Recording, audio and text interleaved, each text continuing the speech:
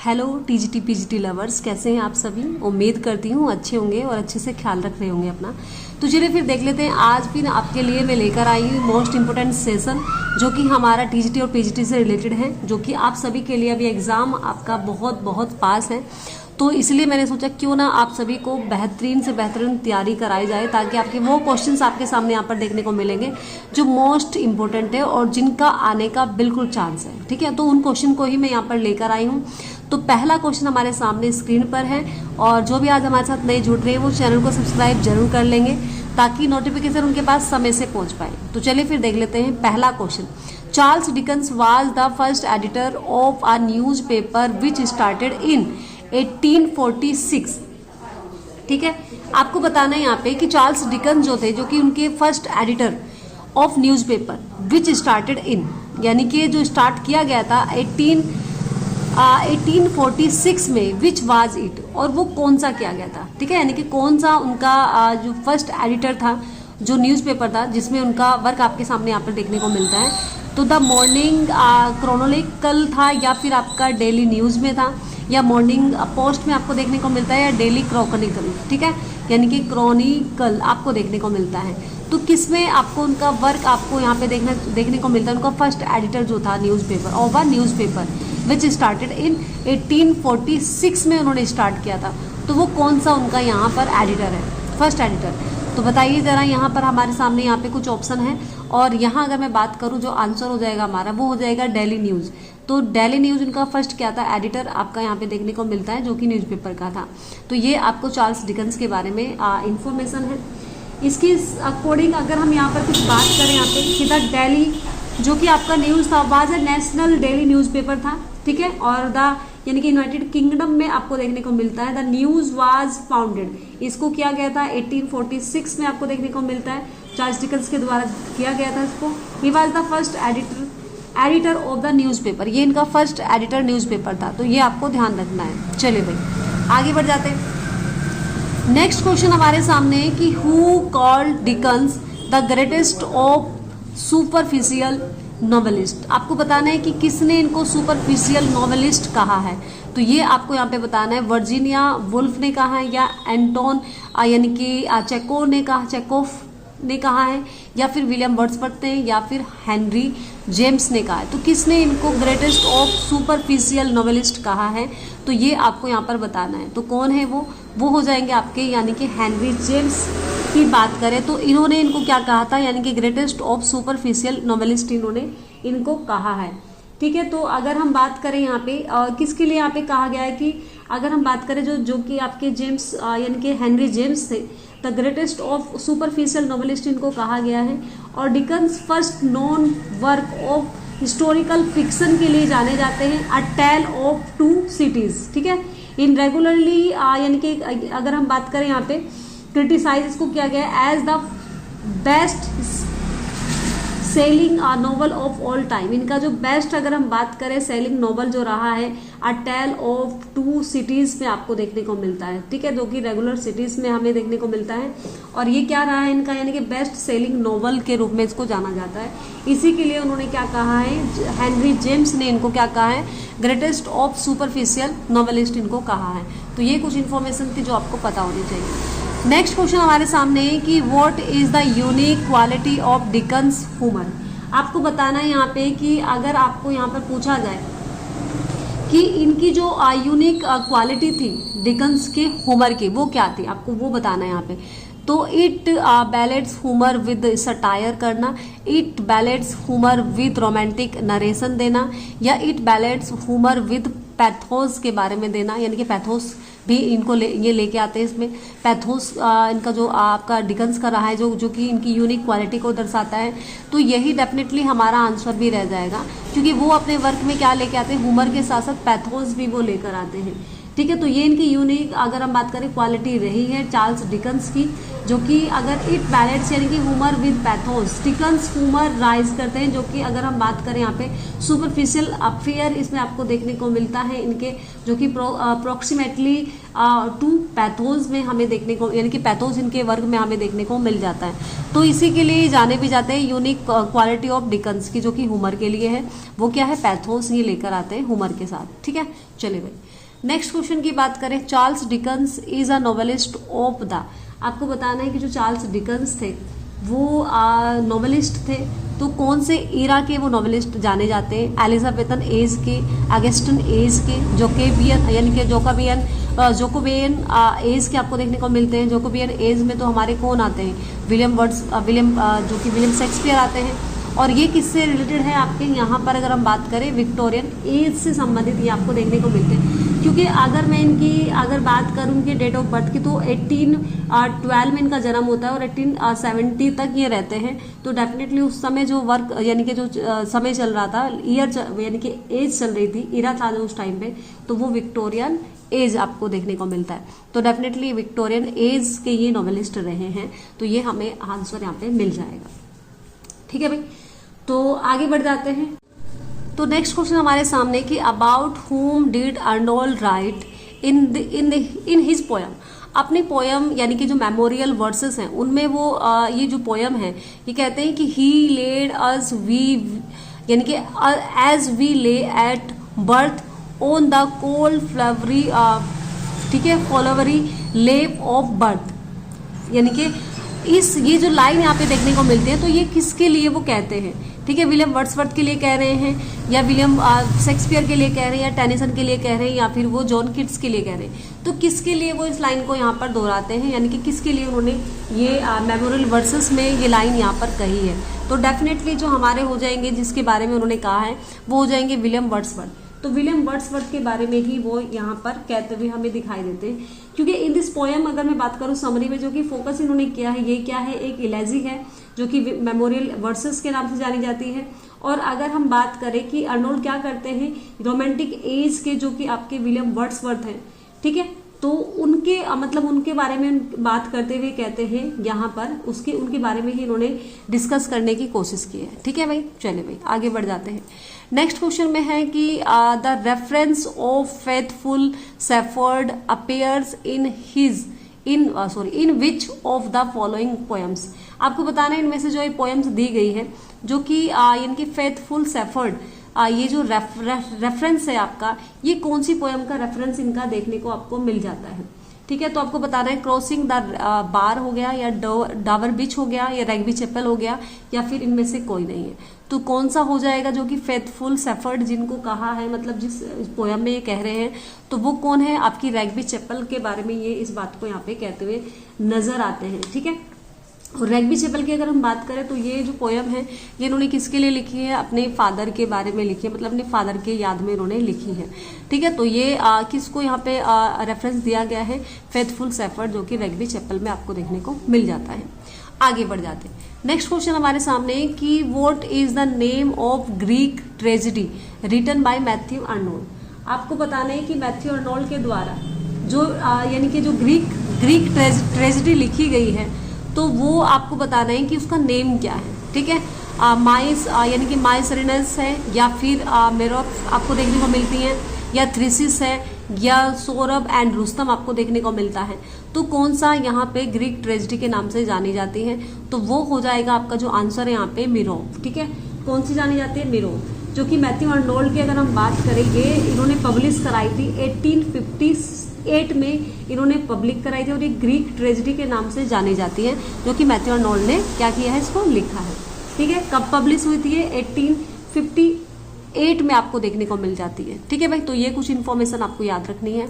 Next question हमारे सामने है कि थ्रिसिस वाज, जो उनकी एक पोयम है Thyrsis, was written by Arnold to, अगर हम बात करें यहाँ पे कॉमरेट हिज फ्रेंड, जो कि इनके कॉमरेट फ्रेंड थे आर्थर हव क्लाउड की, कल की बात करें अगर हम, तो who had died in 1861 at the age of, उनकी उस वक्त एज कितनी रही थी, इनके जो दोस्त थे यानी कि जो उनके फ्रेंड थे उसकी एज कितनी रही है, वो उस बारे में यहाँ पे ये पूछ रहे हैं आपसे, ठीक है।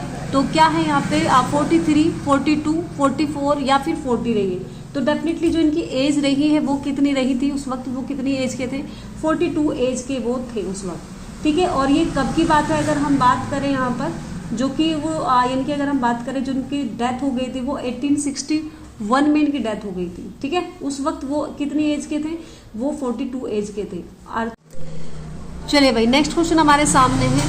नेक्स्ट क्वेश्चन में पूछा गया है कि आपको बताना है in which of the following text the petty diligence and ambitions of womankind are watched over by heroic forces.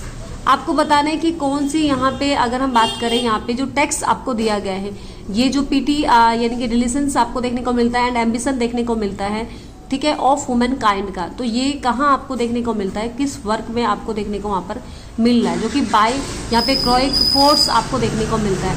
The डायनेस्टिस में देखने को मिलता है, आर डोल्स हाउस में, या द टेम्पेस्ट में आपको देखने को मिलता है, या फिर नन ऑफ दीज। और मैं आपको बता दूं ये जो वर्क है ये वर्क है आपका थॉमस हार्डी का, ठीक है।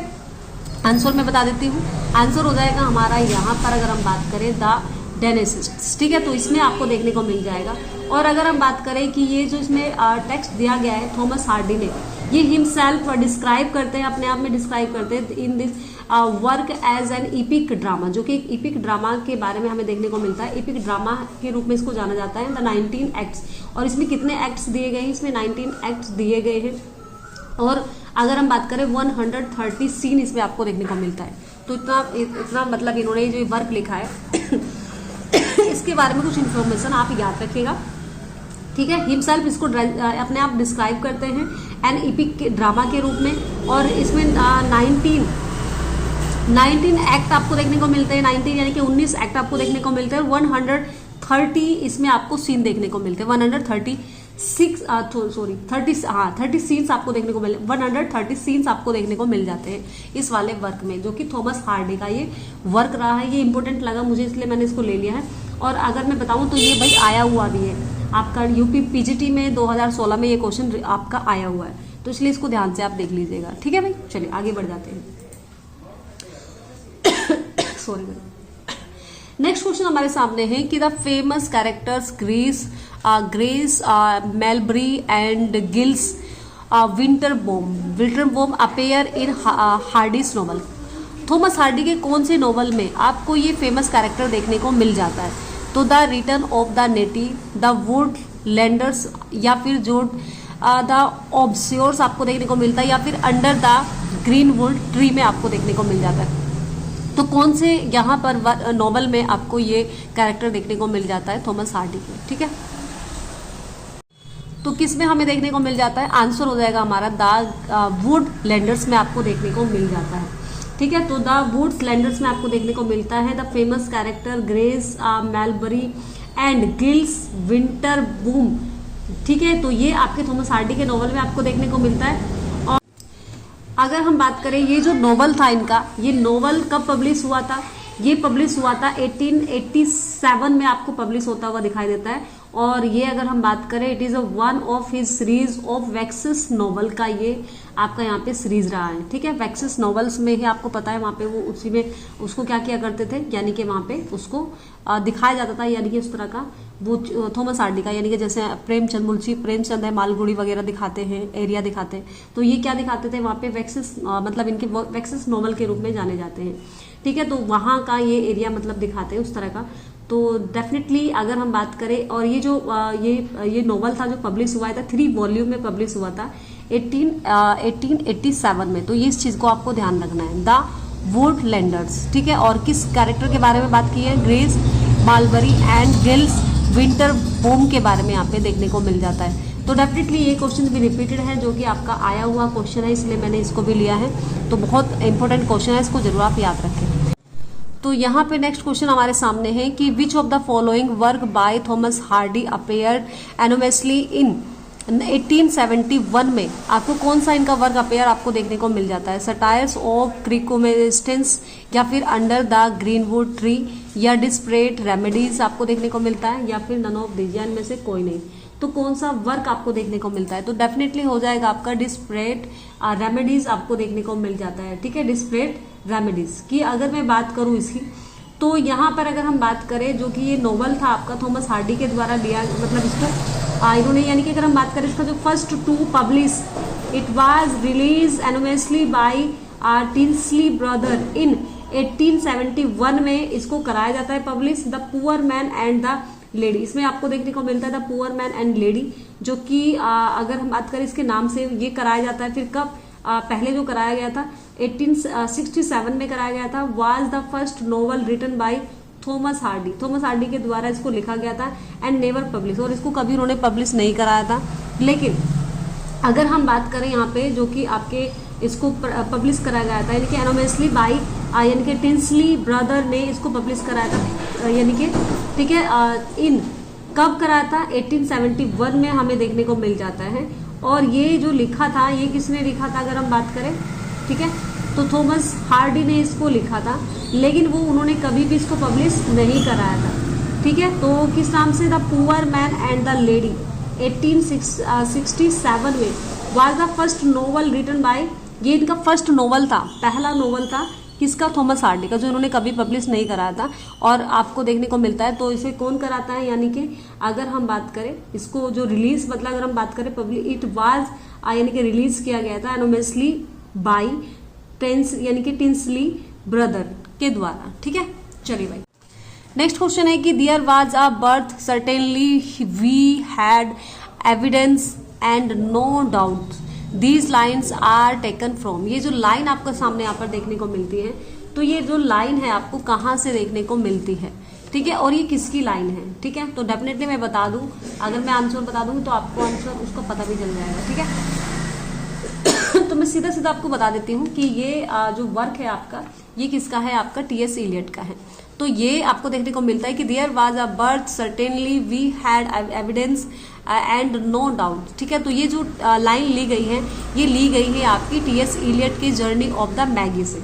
कहाँ से ली गई है? जर्नी ऑफ द मैगी से आपको देखने को मिल जाती है। तो डेफिनेटली आपको समझ आ गया होगा, क्वेश्चन आपने समझ लिया होगा, ठीक है भाई।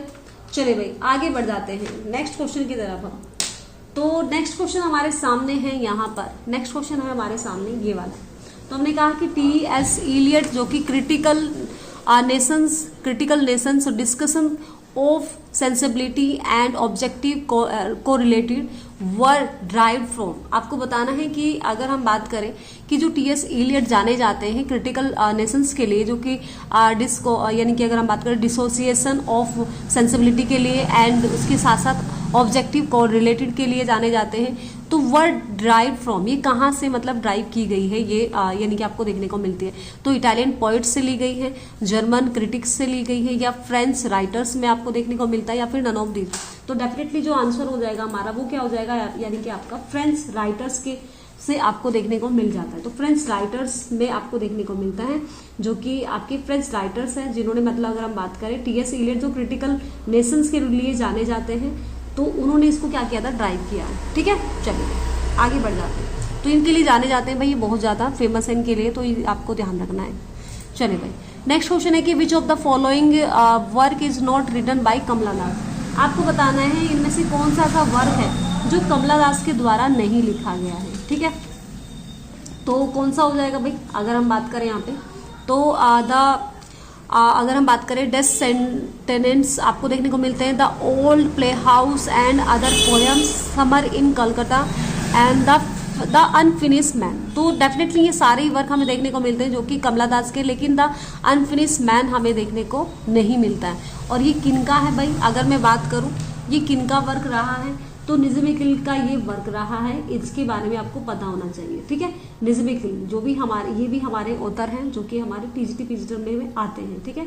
तो इनका वर्क भी हमें देखने को मिलता है। तो ये पोइट्री है इनकी, और ये कब आती है? 1967 में आती है निज़्म-ए-किल की, ठीक है। तो ये इन्होंने लिखा है, इसके बारे में आपको याद रखना है, ठीक है भाई। चलो भाई आगे बढ़ जाते हैं। नेक्स्ट क्वेश्चन हमारे सामने है कि द मदर टंग ऑफ कमला दास ठीक है, कमला दास की जो मदर टंग है वो कौन सी है, ठीक है, कोंकणी है या मलयालम है या फिर बंगाली है या फिर तमिल है। तो डेफिनेटली मलयालम आपको देखने को मिलती है, इसी लैंग्वेज में ये लिखते हैं, जो कि इनके वर्क को बाद में इंग्लिश में ट्रांसलेट भी आपको देखने को मिलता है, कुछ वर्क इन्होंने इंग्लिश में भी लिखे हैं, ठीक है। तो डेफिनेटली ये समझ गए होंगे आप। अब आपको बताना है कि कमला दास को जो साहित्यिक यानी कि केरला साहित्य अकेडमी अवार्ड मिला था वो किस ईयर में इनको प्राप्त होता है, किस ईयर में इनको मिलता है साहित्य अकेडमी अवार्ड। तो 1985 में, 1964 में, 1969 में या 1965 में आपको देखने को मिलता है। तो डेफिनेटली आंसर जो हमारा हो जाएगा वो क्या हो जाएगा, यानी यहाँ पे 69 में इनको साहित्य अकेडमी अवार्ड दिया जाता है, इसे सम्मानित किया जाता है कमला दास को, ठीक है।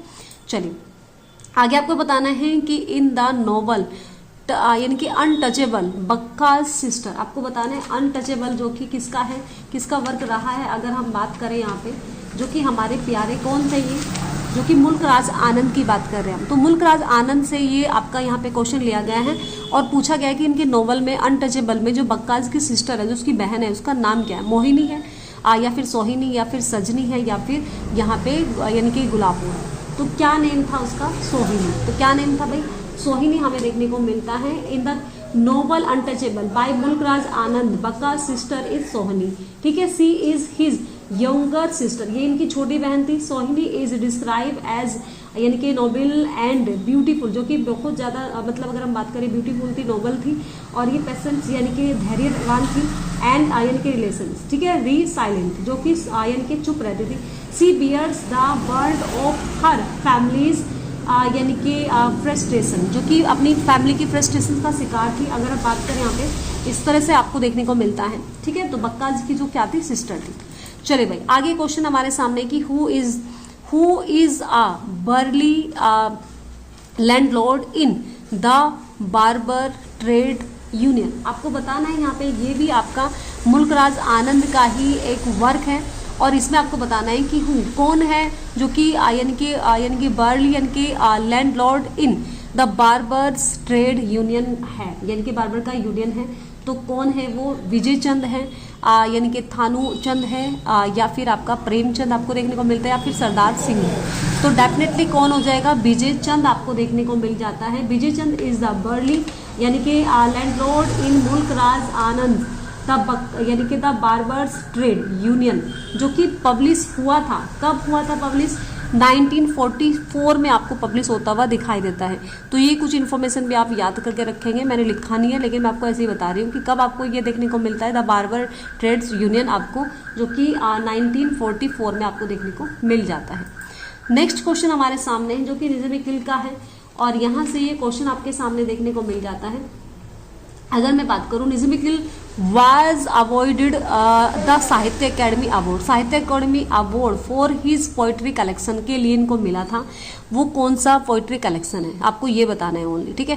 तो time of change, the exact name, the sorry आगे है आपका ह्यूमन्स इन डार्कनेस या फिर लेटर डे सल्व्स। तो किस में आपको देखने को मिलता है, तो क्या हो जाएगा यहाँ पे लेटर डे सल्व्स में आपको देखने को मिल जाता है, ठीक है। तो इसमें इनको क्या मिला था भाई, साहित्य अकेडमी अवार्ड से इनको सम्मानित किया गया था, ठीक है भाई। तो ये आपको यहाँ पर देखने को मिलता है और डेफिनेटली याद रखना है आपको कि कब मिला था इनको अवार्ड की बात करें अगर हम, तो 1983 में इनको साहित्य अकेडमी अवार्ड मिला है, ठीक है, यानी कि लेटर डे पल्स में सल्फ में आपको देखने को मिल जाता है। तो इसमें इनको मिला है। और अगर इनकी डेट ऑफ बर्थ की बात करें निज़ाम-ए-किल की, तो 1924 में इनका जन्म होता है और 2004 में इनकी डेथ हो जाती है। तो ये भी कुछ, और ये बात करें अगर हम, तो ये इंडियन जर्सी पोइट रहे, यहूदी पोइट रहे हैं, जो कि एक्टर भी रहे और प्ले राइट भी रहे और एडिटर, इसके साथ साथ ये क्रिटिक के रूप में भी जाने जाते हैं, ठीक है। तो जो कि फंडामेंट अगर हम बात करें इनके foundation figures is post colonial Indians यानी कि लिटरेरी हिस्ट्री में इनका नाम आपको सुनने को मिलता है, जो कि यानी कि पोस्ट कॉलोनियल इंडियंस ये लिटरेरी हिस्टोरी में इनका नाम आपको स्पेशली आपको देखने को मिल जाता है, ठीक है। और ये इंडियन पोइट्री इन इंग्लिश के रूप में जाने जाते हैं। अवार्ड आपको बता दिया है मैंने, साहित्य अकेडमी अवार्ड जो इनको मिला था वो 1983 में इनको मिला था, ठीक है भाई। चलिए भाई आगे बढ़ जाते हैं। एंड लास्ट क्वेश्चन हमारे सामने, आंसर पहले ही आपको दिखाई भी दे रहा है, तो मैं चलो कोई बात नहीं, आ ही गया है। तो the line I am force by 5 senses of fear and the leave senses are taken from. आपको बताना है कि द लाइन, ये जो लाइन है, I am force by 5 senses of fear, the leave senses are taken from, कहाँ से ये लाइन आपको दी गई है? यूलिसिस, या फिर अगर हम बात करें सीधा हम इसका आंसर ही ले लेते हैं, जो कि क्या है आपका, यानी कि ह्यूमंस इन डार्कनेस से आपको देखने को मिल जाती है। तो ह्यूमंस इन डार्कनेस से आपको देखने को मिल जाती है। तो ये इनका अगर हम बात करें वर्क रहा है। एंड ठीक है, तो ये इनका आंसर था भाई। आई होप आपको क्वेश्चन समझ आए होंगे, सारे क्वेश्चंस आपने देखे होंगे और डेफिनेटली आपने कर भी रहे होंगे, ठीक है। और यहाँ अगर हम बात करें तो ये आपके कुछ क्वेश्चन थे जो आपने डेफिनेटली करे होंगे। आपको कुछ क्वेश्चन में अगर आपको लग रहा है कि आपको कुछ समझ नहीं आया या फिर आपको ऐसे नए क्वेश्चन भी देखने को मिले, तो डेफिनेटली मैं बता दूं ये सारे क्वेश्चंस रिपीटेड हैं जो मैंने लिए हैं, जो आपके पहले आ चुके हैं, उन्हीं क्वेश्चंस को मैंने उठाया है। आई होप सभी क्वेश्चंस आप सभी के लिए बेनिफिशियल रहे होंगे और उम्मीद करती हूँ आप सभी के लिए ये सिलेक्शन का काम करें आपके सारे क्वेश्चंस। तो बस यही उम्मीद है मेरी, यही कोशिश है आप सभी के लिए, और यही कोशिश भी करूंगी मैं। और मेरा मोटिवेशन है आपके लाइक्स एंड आपके कमेंट्स। अगर आपको पसंद आती है वीडियो तो प्लीज़ लाइक करके जरूर जाइएगा और कमेंट में मुझे बताइएगा भी कि आपको वीडियो कैसी लगी। चलिए फिर मिलते हैं नेक्स्ट वीडियो में नई सेशन के साथ, नई क्लास के साथ, और बेहतरीन तरीके से स्टार्ट करेंगे हम, और अपनी टीजीटी और पीजीटी की और इसके साथ साथ जीआईसी की हम तैयारी करते रहेंगे, ठीक है, जब तक हमारा एग्ज़ाम आएगा, ठीक है। तो चलिए फिर मिलते हैं नेक्स्ट वीडियो में। Thanks for watching.